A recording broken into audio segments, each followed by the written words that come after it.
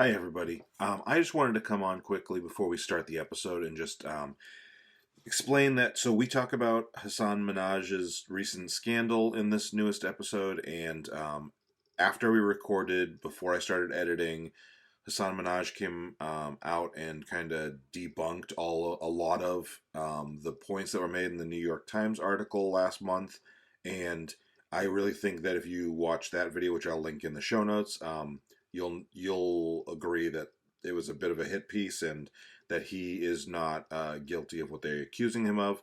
We don't really say anything, I don't think, too bad about him in this episode, but we do kind of go based on the assumption that that story was true, when I do not think that is the case anymore. But I think the points still stand in how in the way that the topic is brought up. So we don't want to cancel the episode altogether, but I did want to just let you know that ahead of time, so that you can listen to that piece of it with a grain of salt. Thank you.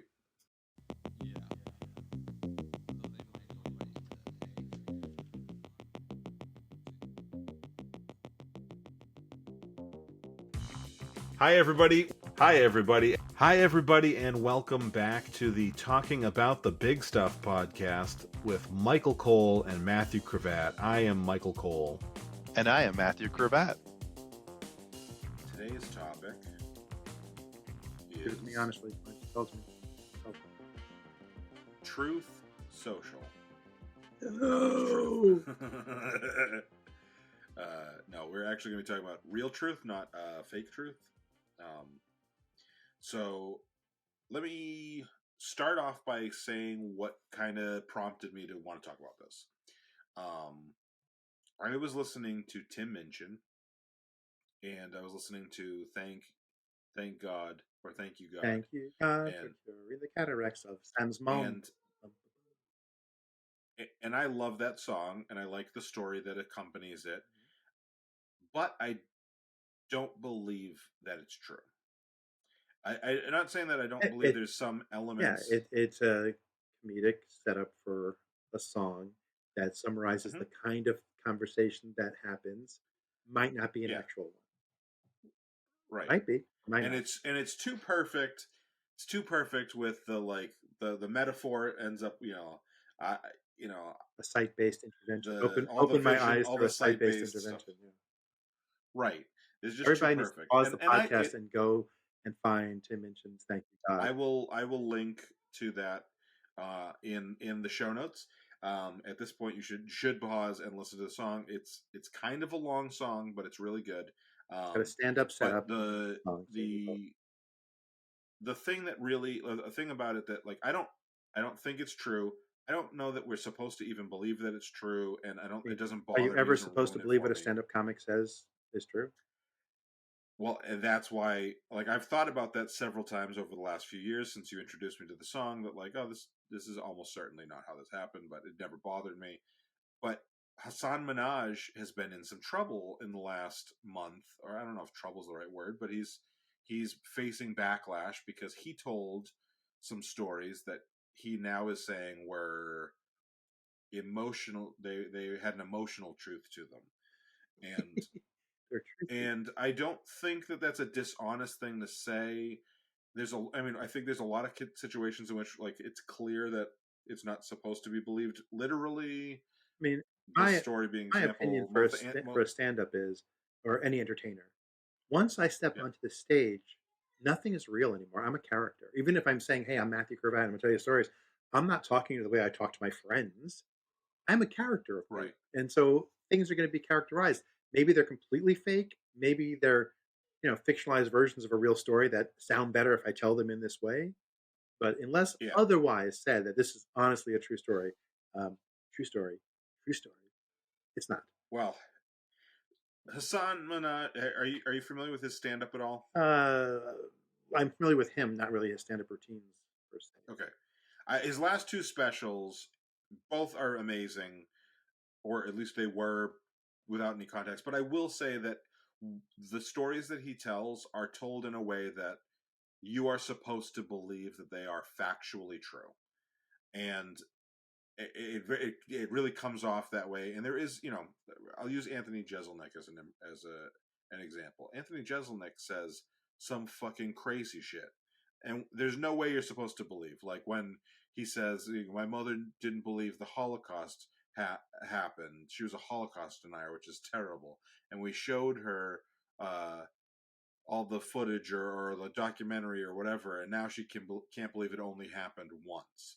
Like there's a Yeah, I set of a mean, punchline, and nobody in that story. yeah, his jokes are you're supposed to Yeah, believe it's true until I hit the punchline, and then you realize it was garbage. right. Whereas Hassan has on the two specials, he has two stories, one story per special that I genuinely like. They're the climax of both specials, and spoiler alert for anybody who hasn't listened to watch the specials. Sorry, Matthew, but you're gonna have to, or you can take your headphones out. It's up to you. But he, the first one, he talks about how in high school he was supposed to go to and keep in mind he's like about a year younger than me. So in high school he was supposed to go to a dance with a white girl, and when he and I were in high school was when 9/11 happened, and he is a Muslim man. And so he said that the girl that he was supposed to go with told him that her parents wouldn't let her go with a Muslim or a brown kid, or I forget the exact wording, and that never happened. And her family has gotten death threats because he said her name in the special, and uh, and and so like I like him, I genuinely like him, and I get what he was going for. I think that he was a bit reckless by saying her Yeah, name, like that make was up a name. over the line. Even if it was a true Yeah, story, that's over the line. Why would you? yeah. It's, Especially 20 years later, the girl isn't necessarily at fault. She's like a 16-year-old girl in the story, so if her family sucks, it's not her. Like she might be trapped with them. You don't know, but I mean, so I had she that got same, death threats. not the same exact experience, but a similar one with my wife when we were dating. Where she was supposed to go. Actually, in our intoxication episode, we talked about going to Myrtle Beach when she got drunk on tequila. Her parents actually forbid her to go because they didn't trust her, even though she just lied to them and told them she'd be staying with staying with a girlfriend and I'd be with a fraternity brother. We weren't in the same room. She lied to them and everything, and they were like, "You can't go with an American boy away for the weekend. That's not happening." you know, and she stole the car, and we went anyway. She like threw an old prom dress in the car and just stole it and came. But like, so I had that experience where because of cultural differences, we're told no. But I wouldn't tell that Yeah. story on a podcast. Well, not if it was some stranger. Now, but yeah. So He'll that was go down. a big backlash was that she was dealing with people like literally emailing and texting and finding her on social media and having problems with her. And then the second special, he talks about how he did. I can't remember. The other thing is you got to keep in mind this is a man who did the White House Correspondents' Dinner, has interviewed Obama. He's this isn't like He's it's not doing not a the tight same four as some minutes in an open mic. right. So there is a certain level of gravity to his delivery. And in the second special, he talks about how he had said something that offended, I want to say it was the Saudis. I think it was about the Khashoggi incident and the prince, crown Did prince. the crown prince I hire forget. somebody to behead? Yeah. And so he made some comment about that in front of Jared Kushner at an event that they were both at, and because of that, he was getting not only death threats, but he got a envelope that had white powder in it, and his daughter opened the envelope. His 2 or 3 year old daughter opened the envelope, and it poured on her. And they spent the night in the ER, only to find out that she was okay. It wasn't anthrax, or it wasn't. She wasn't affected by the anthrax. I forget exactly how he words it.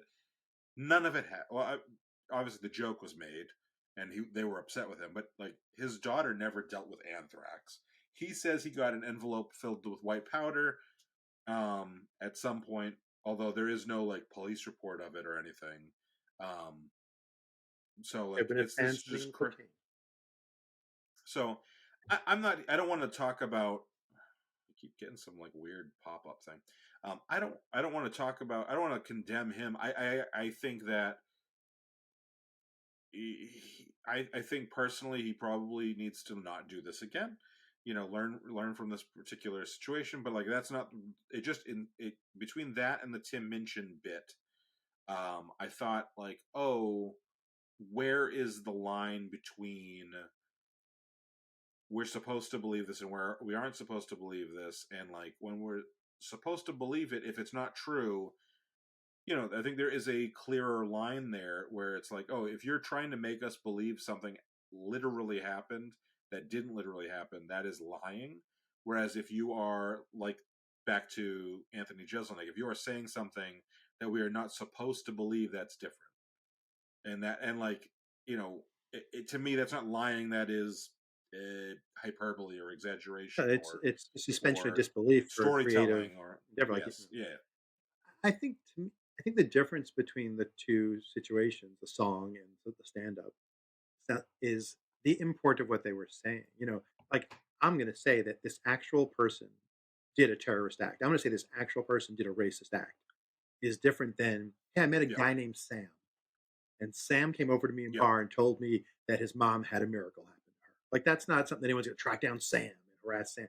And right, it's that seems to me as something like if you said to me, "Do you think that story happened?" I'm like, probably not. Like, why would you think that exact thing happened? And even if it did, the song is the point there, and the song isn't what happened. That's him, writing a response to a thing that yeah, happened. Like I had a friend of mine has a song about how bad the springtime is and the pollen in North Carolina, and it was sparked by something someone said to him at my house at a party. Like he had something happen.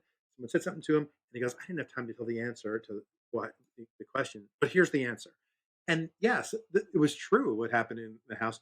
Is the song all true? No, it's a song, but would it make a difference if it didn't really happen, or if when he tells the story, yeah, when I'm not there, if he doesn't say it happened at Matthew's house, if he says I was out with a friend and he asked me this question, it doesn't say actually he ran into the friend at my house. Who cares if it's true or not? It's a setup for a joke.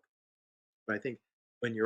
when your joke is this is how racist the person I knew in school was, that's And yeah, here her name yeah, is, and her address, and her social yeah. security I don't know number. all the details, but from what you said, that sounds like over the line.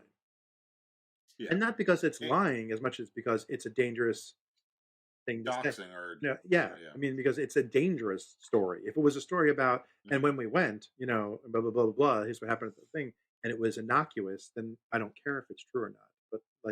But yeah, putting, defaming someone for a gag is not yeah, appropriate. It's when right, but celebrities, it's fine. Like, I mean, if he, had a punchline on the anthrax story that made it clear it wasn't true, an Anthony Jeselnik type punchline to it, then, I don't think he defamed the Saudi crown prince who probably had someone killed by saying he tried to have him killed. Uncle right, Roger has routines about how he was banned in China for saying Taiwan's a country, and so he talks about in his stand up. Is every word that he says accurate in his stand up? Probably not, because Nigel Ng is doing a right, character of Uncle Roger. He's not, it's not 100% real to begin with, though the basic story right, is real. right. And that's what I thought too. And I used to so I used to get into conversations with people who were big rap fans. Like me, And yeah, you Sugar Hill Sugar Gang, Hill Gang.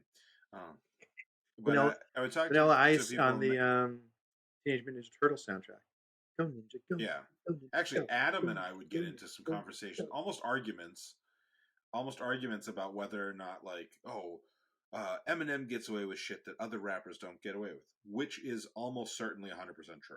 However, one of the things that people don't really realize in what Eminem gets away with versus what other rappers get is that, like, some rappers are like, I shot a person, I did this like random, they're the things they're talking about are vague enough that it could be true, and so you don't know, and so they get a little heat for it. What Eminem would do, and like literally would do, is he would take credit for crimes that very clearly have not been committed. For example, he took credit for ripping out Hillary Clinton's tonsils. He said he ripped It them was out and him. fed her some sherbet. He Yeah, Curtis Herbert. he claims that he was one of the people who killed Nicole Brown Simpson. Like he would his they were so embellished that there was no way. It's not the same as like if I told you like, oh, one summer when I was with my friends, we came upon a homeless guy and we were in a spot and we killed him. Versus if I told you like, oh, I once flew to the moon and killed a Martian. Like it's not exactly the same. Like same story. It's not exactly the same level of, oh God, why would you do that? So a quick side story about killing someone. Um, I ran into a buddy of mine at a party this weekend, and he mentioned listening to the podcast. And he's like, Nice. he's behind, he doesn't keep up, but he goes, "Oh, I was listening to this one episode, and you were telling this story about us, or this joke. It was just a old joke." He goes, "But I was really hoping you would do this version of it, and then you didn't, and I was depressed for a second, but then you added it as a tag, and I was so happy." And so since I know Mikey's listening eventually, story of me and Mikey, we were at a music festival in Virginia once, and we were walking back to the car, like loading the car up at the end of the day, and we walked behind someone who was standing in the street, holding a video camera above their head, videoing people playing music around a campfire. And so he was focused on them, and we walked behind him. And as we went behind him, I said to Mikey, if we bury the body deep enough, we won't even have to scar the face with acid. And he was like, "That's a great idea. I think that works great." And we kept walking. And then we slowly looked behind us, and he's just standing there with the camera, not paying attention. And we're like, but the microphone had to have picked us up. So at some point, watching this video, this guy be a guy That's who thinks, "Oh amazing. my God, these two people, these two people talking about burying a body," when I was in this small town in Virginia for a music festival, and it became Well, we talked about that we talked about that a couple weeks ago with Disney World, like being in other people's pictures and yeah, people videotape at Disney World. That would be yeah, hilarious. and You're so watching your Disney video. and Mikey was in my improv troupe. He was my producer. I was director. He's producer, and we would throw that in like that was a random like scene starting sentence all the time. Or if we'd be out in a restaurant and we noticed somebody eavesdropping on our conversation, like obviously listening, we would segue into it. Nice. But yeah, it's forever our joke. But like I think that joke is okay to lie about. And that's a true story. Yeah. The story I told you 100% true. But if it was a lie, would it make a difference? If it was just I thought of a cool thing, I wish it had happened, and I told it to you, who would care? Yeah. I mean, telling it to you one on one would be lying. But on a podcast as an entertaining story, it could be a lie and it wouldn't make a difference. But it's not a lie; it's 100% true. But Sarah just texted me. What was that laugh? Matthew said something. To say, all you'll hear on the podcast is so anyway. Matthew is funny. So anyway, no, that one's appropriate. I'm going to keep that in. Yeah. I don't think we've said anything yet for the Patreon feed. So the other thing that I kind of wanted to talk about with truth is because I don't think that the idea of emotional truth is a terrible thing necessarily, and I know that there's a lot of conservatives get hung up on the idea of truth because we use the term "my truth" and there's one truth. But I think that there is something that's interesting that I learned in high school, actually in my religion class. My Mr. McGarry, shout out to Mr. McGarry. He was always teaching about as much about philosophy as religion. That's a walk on a and one of the slippery things rock. we talked about was the idea of truth for. Philosophy is a walk on a slippery rock. Sorry. Oh. No. He would talk to us about the difference between truth and fact. And so, like, the truth is that peanuts can kill my wife. I know. Some. Oh, okay. I didn't know she was allergic to peanuts. Peanuts can kill. No, I meant if you put them in a slingshot really hard in her eye. Oh yeah. Or if she ate it, that would do it too. Yeah. Oh yeah. Yeah. But the fact is that peanuts are a food, or are. And so he would describe like the truth is more contextual, and I think that and it's sometimes there's truth that is not provable or factual. Like I think truth has more meanings. There's different. Like, truth can be used as opposed to a lie. Truth can be used as a philosophical position. Like our language is messy language. We don't have very many words that only have one meaning or one connotative, identitative use. Like we have words that you can use in different ways. Yeah, agreed. Um, but I just always thought that that was interesting, and that we get like so when he says the idea of this was his emotional truth when Hassan Minaj says that I I I I don't dislike the explanation. I just think his examples are I mean, bad and if that's what he wants for to do it. as comedy, that's fine. He could have just followed up with that didn't actually happen exactly like that. That was just a story. Anyway, like Yeah, after yeah, the laugh, he could disclaim that it wasn't true, and it wouldn't take away the impact of the laugh at the time. yeah. Well, it's you got to Yeah, watch the but I guess specials because I he's don't also going even. for a political emotional statement. But that makes Yeah, it worse to me because it's like saying, this is how bad it is. I mean, it's not really. I made it up, but it could have happened. See how bad things are. It's like, well, it's like yeah, you're just proving your point if you have to make up a story for it to be true. yeah, Unless yeah, it's 100% true story that happened to someone else, and I said it happened to me because that's how you tell the joke. But don't give yeah, a name. Don't yeah. say what. Don't give an event that people remember. Oh, he was dating, Kathy Sue at that time. Just say when I was in school, Hey, it whoa, was whoa, a whoa, dance. whoa! Let's not out Yeah, Kathy like I'm Sue. saying, he shouldn't have. Like you could say, when I was in high school, I was supposed to go to Yeah, a dance, not say who it yeah, was. Don't give context where people can figure out who it was. yeah, yeah. But so here, how about let me hit you with this truth bomb, truth and comedy. Back when I did improv regularly, we had a long form improvisational format that we kind of made up. We saw a group perform what something they said was going to be this, and it completely wasn't. We were like, yeah, what they performed was not nearly as good as what we thought they were going to perform from the description. We're going to do that. So we kind of stole well, and maybe they attempted to, and they just did badly that night. So we stole this maybe from someone. But here's what we used to do: we used to play a game we called True Stories, and we would it's like a 15 to 20-minute improvisation based on um, one suggestion. So we would get a suggestion from the audience. Often it would be something like, what is something you think about this time of year? Nice and general.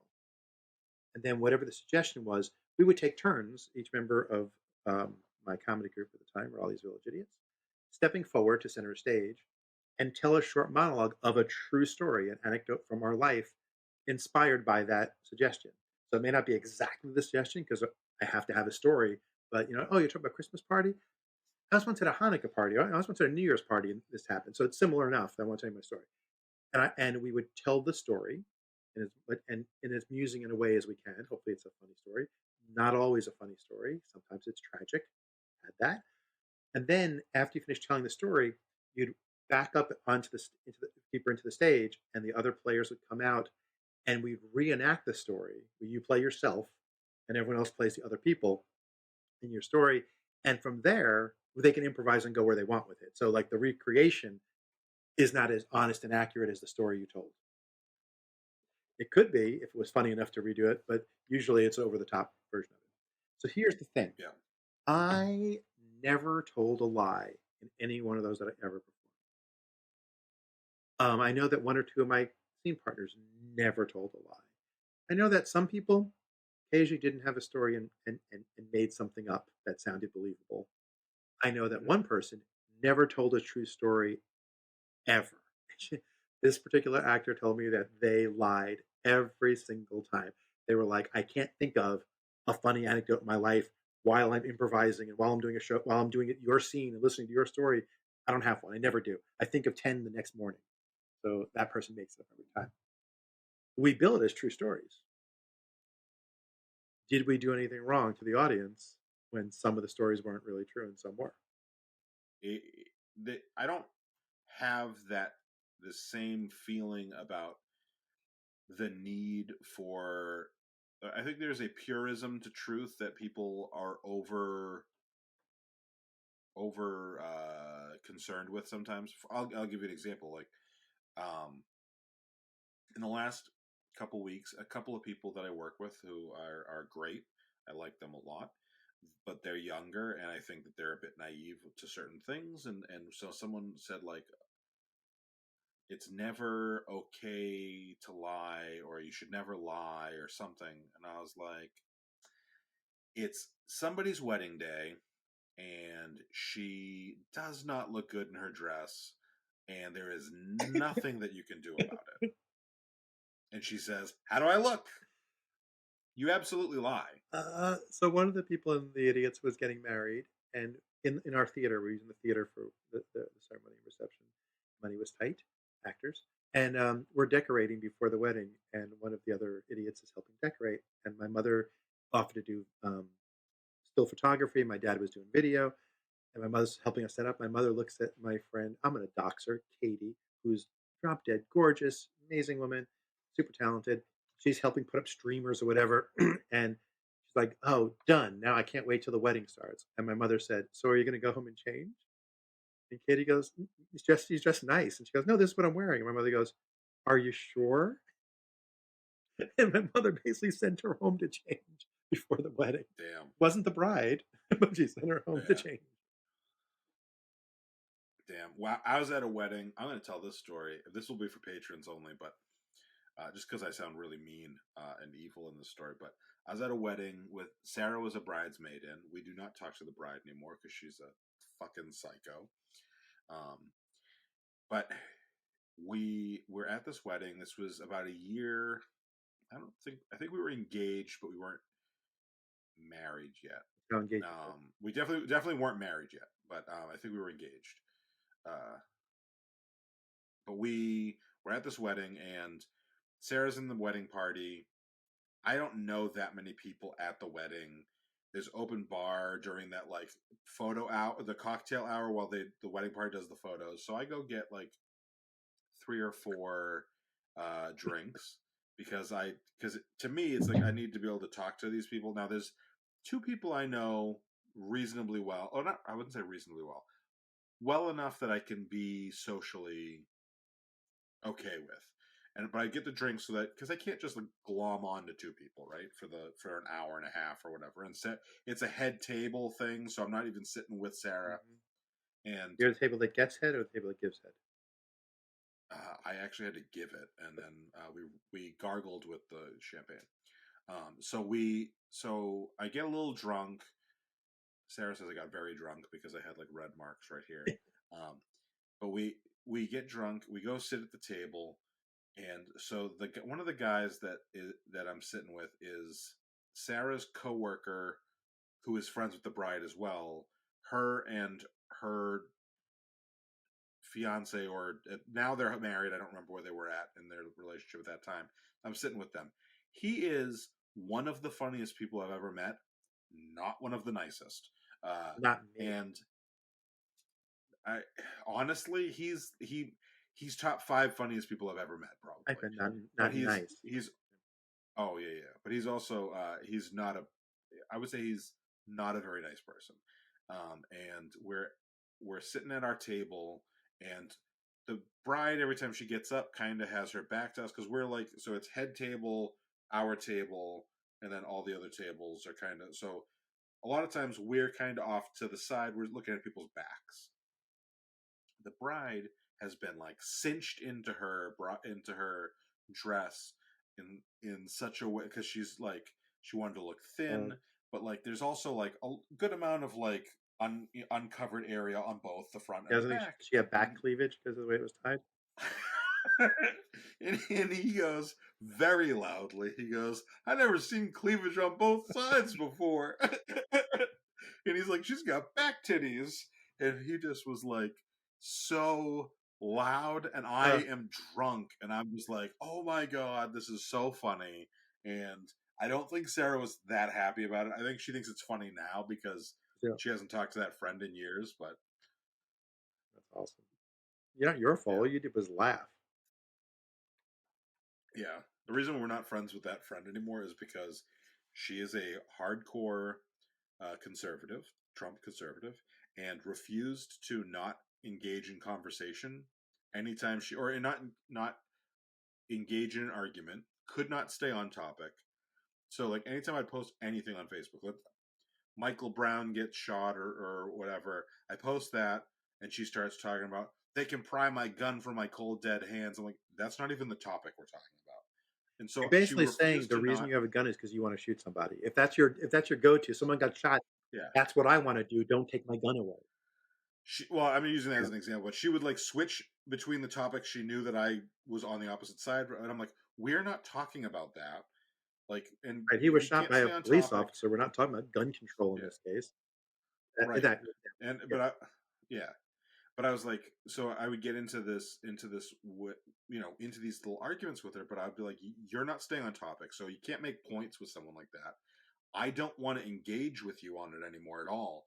And so eventually I just unfriended her. And I unfriended her on Facebook because I didn't want to engage on conversations with that.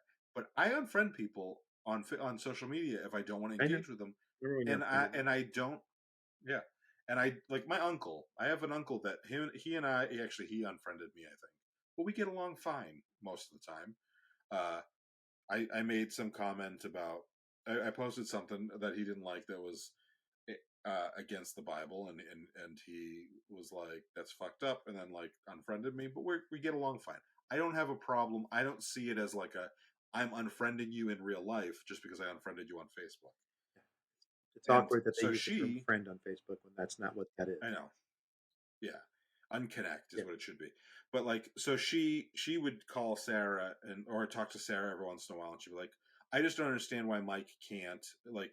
Just because we disagree, like I respect people I disagree with, and I don't unfriend them, and Sarah just was like, like Sarah doesn't want to get into it, so she wouldn't ever explain it, which is fine. I don't care. Like, but so I then like, I never talked to her. I have not talked to her in years, and so like she just blamed me for that, and then even though like I would have engaged with like if we saw her in person, if we lived in the spot and we saw her in person, I'd be cordial. I wouldn't have any problem. But because it was all Facebook, she just assumed that. And then when the problem started with her and Sarah, which were completely separate, she just assumed that I was planting seeds. And I'm like, I don't tell Sarah who to be friends with. Like, if I did, different friend group possible. Like You there'd be a wouldn't have good any of her. portion. There would be a good. No, I'm not saying that, but there'd be a good portion of shuffling, and also she would be friends with other people that she isn't friends with now. Like that's not how Sarah and I work in our relationship. But she was like, people think I'm super controlling in my relationship. There's a couple people that have accused me, and I'm like, I am I not mean, in how many hours a control. day I do you let her wish that out? of the crate or of the Well, house. both. The crate. Obviously, she has to cook. She has to clean. She has to breastfeed the Yeah, 5 to yeah. 7 year old. But Um, the chain is on right. all that time though. No, but seriously, like I've been accused at least 2 or 3 times of being controlling, and I'm like, um, Sarah does what Sarah wants, and if you don't think that, you don't know her very well. Sounds like an And article and in that and Kids Sarah does Magazine. not control me very well. Like, Sarah does not control me. I'm not saying that either, but like Sarah and I do what the fuck we We want. are adults in a lifelong partnership, and some of that Yeah, is doing stuff together. Some of it is doing stuff separately, and that's how life works. yeah, yeah. So that's the truth. Yeah, I brought it back. Yay me. Truth Social. So I did make a couple of very short couple notes. So I had a And we'll professor in ramble on through. college, philosophy professor. I don't remember his first name. Dr. Mitchum was his name. He was Texan, and he used to say "whatnot" a lot. It always confused me. Like he'd be like, we're going to talk about philosophy and ethics and whatnot. What's a whatnot? I mean, this was in Brooklyn before I came to NC State. But a professor in Brooklyn would say whatnot. Like you need to, catch up to English. Um, but he, in talking about truth, said it is illogical to lie because the purpose of language is to communicate information, and lying is the opposite of communication. So you are using language completely inappropriately and incorrectly by lying. I disagree with him That's 100%, but I'm just saying that's what he said. it's an interesting perspective. It's definitely like I can see his point, but obviously, like I mean, I would say that I'm relatively honest. I think I'm pretty like I'm kind of sometimes I'm brutally honest. Um, but obviously, there's times to lie. Yeah, I mean, you Like hit your wedding dress little white lie one, but here's I the here's yeah here's the easy situation. Is it more moral to lie or not? When the question is from the Nazis saying, "Are you hiding the Jews in the attic?" I mean, clearly, well, I guess I got to be honest. Yeah, go kill them. I mean, Yeah. I want to tell a story, and I think that so this story is, to the best of my knowledge, true, but I think it might have been exaggerated, and it didn't happen to me because I wasn't born yet. But it was a story that I Jesus was was told. walking across the water. Yeah, no, it's a story that I was told by a family member of mine, and she's if you knew her, it would add to the like amazingness of the story. She's 97 years old, and she's just like an old lady that's obsessed with candy, like legitimately, like one of the sweetest people. Yeah, are with you. So this is my grandfather's sister. She was visiting her little sister in Germany in the late 50s, early 60s, because my grandfather's little sister was studying German, getting her master's degree in German in Germany. She already knew Italian, so she was going to be a language teacher. She ended up being a language teacher, and so her older sister came to visit her. And this is during the Cold War, and so Berlin is split, and they're going to take the train from. Is it West Berlin that was the good side, the free side? Yeah, east. It was east. I think. I think like the Was West it? is in the West. The West is democracy, but I think in Germany, I think it was the opposite. Or I don't know. I don't know. I don't know. I Okay, don't know. because Russia's on the east. I would think that it would be the side No, on the so I Russian think it side. was. So Okay. in my head, I'm thinking it was the opposite. Like it was the Okay. opposite of reality.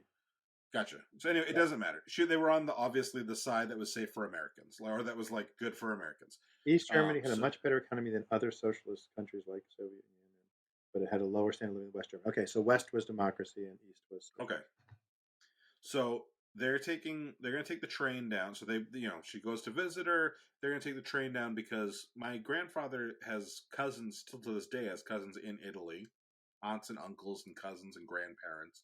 So they're going to take the train down from Germany to Italy. And in that process, they have to pass through some checkpoints, Soviet checkpoints, where um, the train can get boarded. And so the train gets boarded, and they check people's passports. And the Soviets are going to confiscate the bags of any non-Americans. They know not to do it to Americans because that would be an act of conflict, and so they're not going to do anything to the Americans. So they check my aunt's passports, and my aunt, who now is 97, she said they said to her, "Which bags are yours?" And because we're gonna leave your bags alone because you're an American. And that bag is mine, and that bag is mine, and that bag is mine, and that bag is mine. And she claimed every single bag, at least in her car, right. or like of the train or whatever. And when she tells me this story 15 years ago or so she's in her mid 80s, and she's like, and they just let me go with it. And it was like she stole candy. Like it's like, you defied Soviets who wanted to like brutalize some people by confiscating their shit. And she just tells it like, and then I snuck a lollipop. Like it was hilarious. So that, to me, like you made the Nazis or the Nazis in the attic. There are Nazis hiding in my attic. Um, the Jews hiding in the attic story. I think that's a fun Yeah. bending of the truth. So to combine those stories, this can stay in. True, 100% true story. When my son was an undergrad, he was double majoring in computers and German. I met a guy this weekend, and I said that to him, and he kind of gave me a strange look. I said, "Because he's smart, but he hates Jews."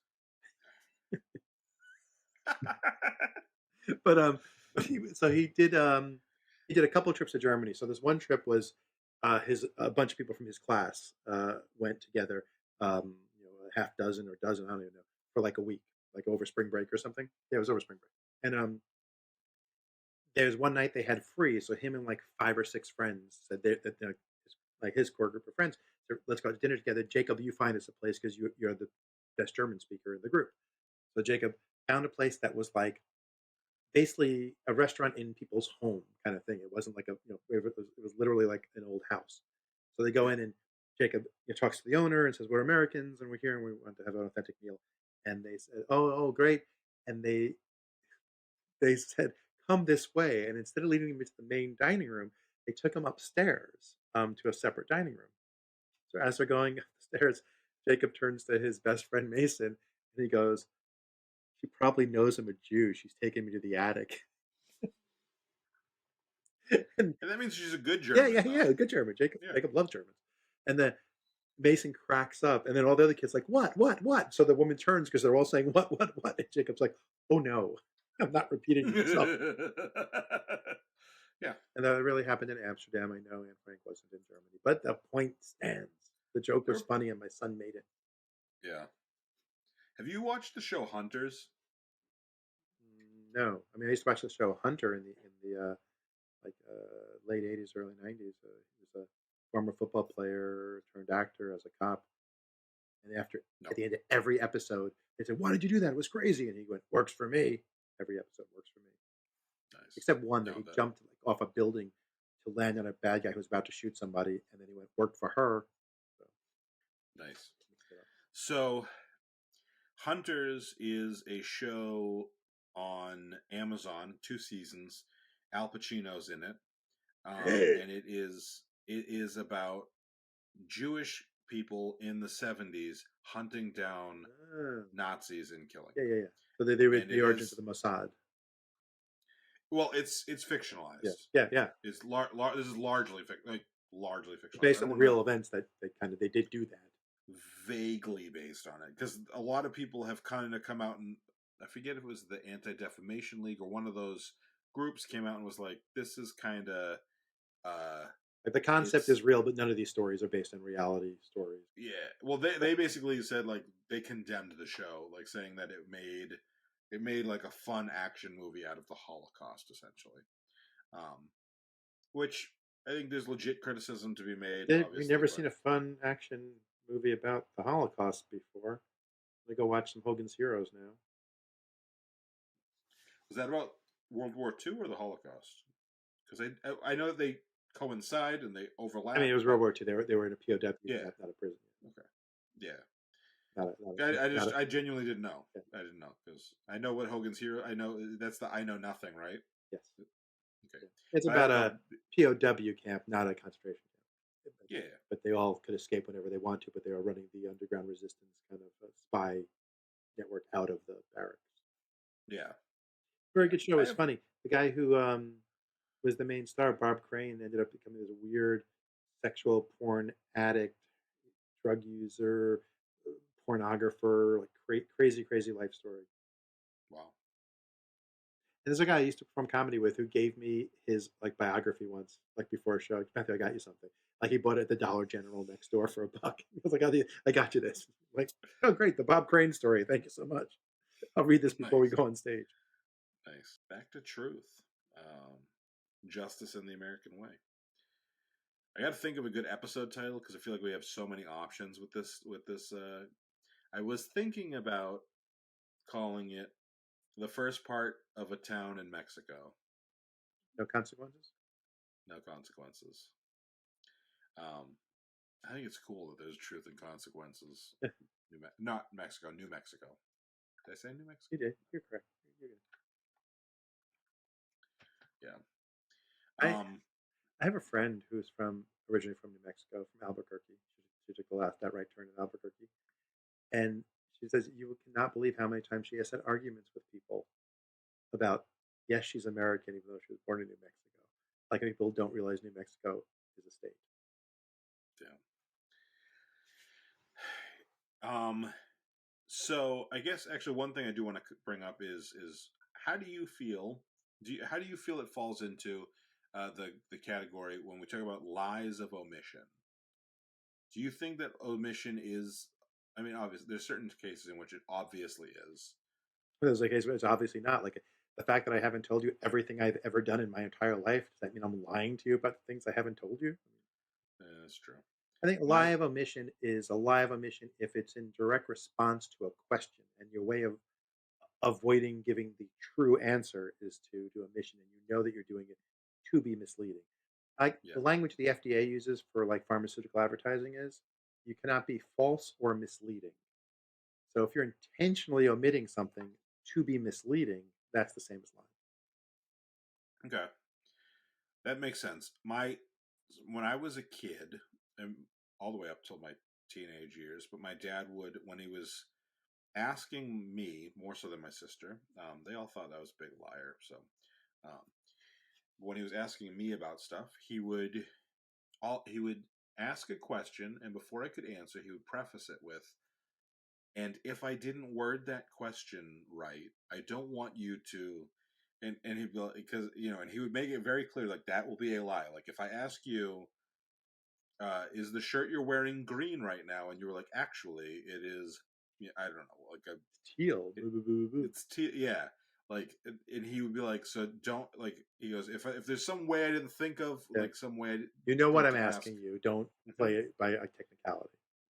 And he would always tell me that lies of omission were lie, or omission was lies, Yeah. and I mean, in the case of answering a question, it kind of is.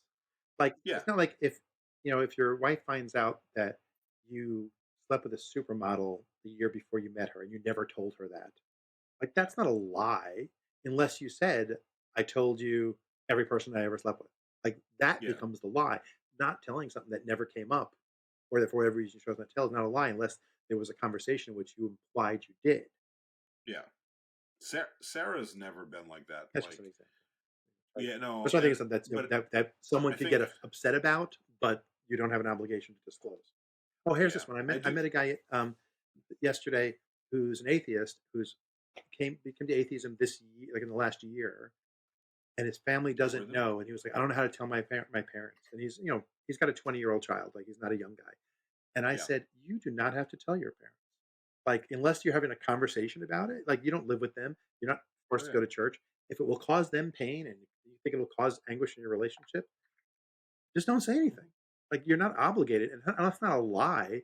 It's a lie Yeah, if they start to have a conversation about religion and he pretends that he's going to church all the time. But if you just don't have a religious conversation, that's not a lie. So when at one point Malavi and I were having a sex talk with the kids, and our philosophy was always whatever questions they ask, we'll answer at an age appropriate way. Keep it as high level as we can. If they drill down, we drill down. If they want to watch us yep. drill her, they can watch me drill her, whatever. But we don't give them more than they're asking for. And when it got I to love to think that like Leah's sitting right there while you're saying this shit.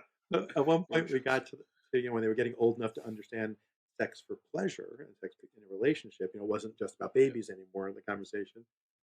And one of them asked, "So do you guys still just do that sometimes?" And we were like, yeah, we do. It's not something we, talk about because it's nothing wrong with it, but it's a private thing. So, we don't talk about it with what we do. And yeah. Jacob, being the smart analytical kid he is, stops for a second. He thinks, he goes, so when your door is locked in the middle of the day and you don't answer it when we knock, and we went, yep. And he goes, I don't want to know. I don't want to know. Yeah. So the reason why I came up with Logan is we were watching Goosebumps because Logan really wants to watch scary stuff, and so I watch all the kids' scary stuff I can with him. So the new Goosebumps TV show, which I recommend by the way to everybody, it's like PG-13 ish, so it might be a little bit more than he should probably be watching, but he's not. It's not If he's ready for really it, he's ready that bad, for it. and yeah. So we were watching it, and one of the characters, they're high schoolers. So one of the characters is, and this is flashback to 1993. And one of the characters is like, she's a virgin, and she says she's not. And Logan goes, "What's a virgin?" And I was like, "That's somebody who hasn't had sex." And Logan goes, "Then I'm a virgin." And I'm like, "Yes." Yes. And you don't have to tell people that. Like, I don't want you like. There's Don't nothing tell them wrong you're with it. Like, not. you don't have Don't to. tell them you're not. Yeah.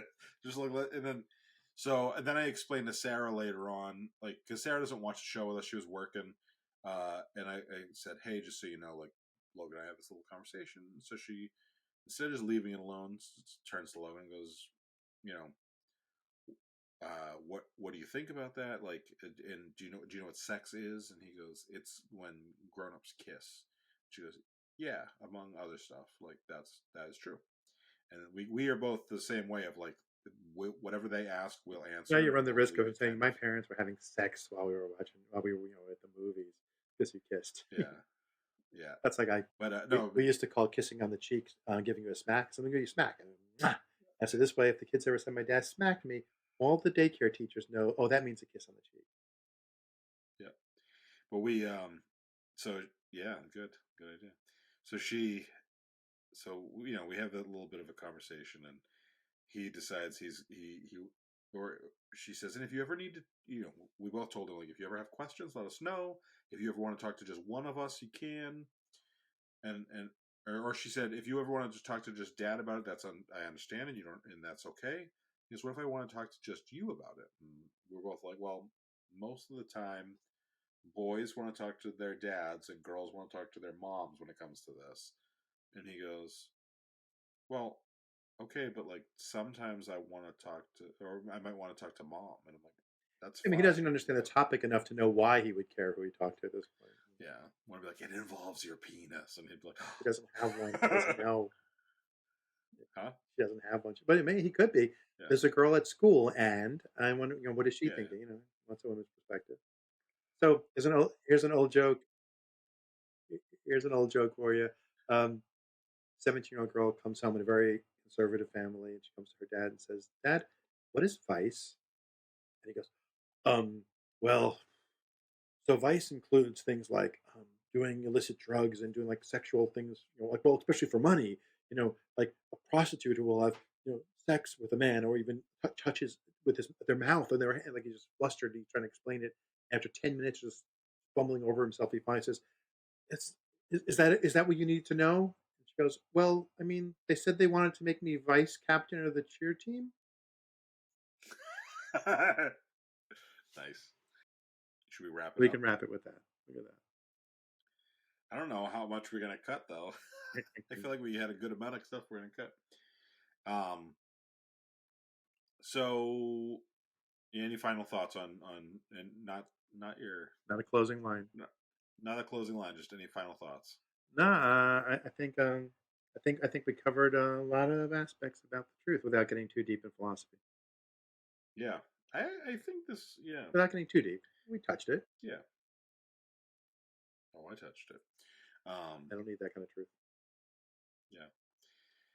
All right. So, ladies and gentlemen, listeners of all ages, hopefully not all ages, we would love to ask you to do us a couple of favors if you're listening to this. So, if you're watching us on YouTube, please hit the like, subscribe, ring the bell, share the video if you want. Comment That would be below. great. Comment a That truth comment below. below. That would be helpful. Yeah, give us your opinion on the truth. If you're listening to us on a podcast app, they're all a little different, but you get the basic idea. Give us a thumbs up or a review or whatever your app allows you to do. Or go to iTunes and look us up and just give us a review there and 5 Yep. stars, even if you don't listen on iTunes. Yep. And if you are listening on iTunes, you can, for $3 a month, which is like less than $1 an episode. I think it tends to be about 75 cents an episode, although there's months with 5 episodes. $3 a month gets you access to uncensored versions of these episodes, and it gets you access 4 days early. And if you're not on iTunes and you still want to do that $3 a month to get access early, you can go to patreon.com/talking about the big stuff. And I feel like did I plug all the things? I shared earlier Oh, and follow on us the on the weekend. social medias. Follow us on social medias. It's at Instagram or in what's Threads. the other one? Threads. We are talking about the big stuff. On Facebook, you can find our Facebook group, although I have not done enough with the Facebook group since I started it because I don't do Facebook, so I was starting it just for that. You can find us on TikTok, but on our Instagram, I posted a like short boomerang of me editing last week's episode, and your sister-in-law messaged and said, on an Apple or on a Mac or whatever. And I was like, this isn't Matthew. And she goes, that explains it. So, yeah, she's a Mac user, and I am not. Yeah. All right. So, Matthew, you got anything? Yeah. Just this final wrap up. I'll say thank everybody for joining us this week about talking about the big stuff, and that's the truth. The preceding podcast has been a Chocolate Diamond Media LLC production. Copyright 2023, all rights reserved.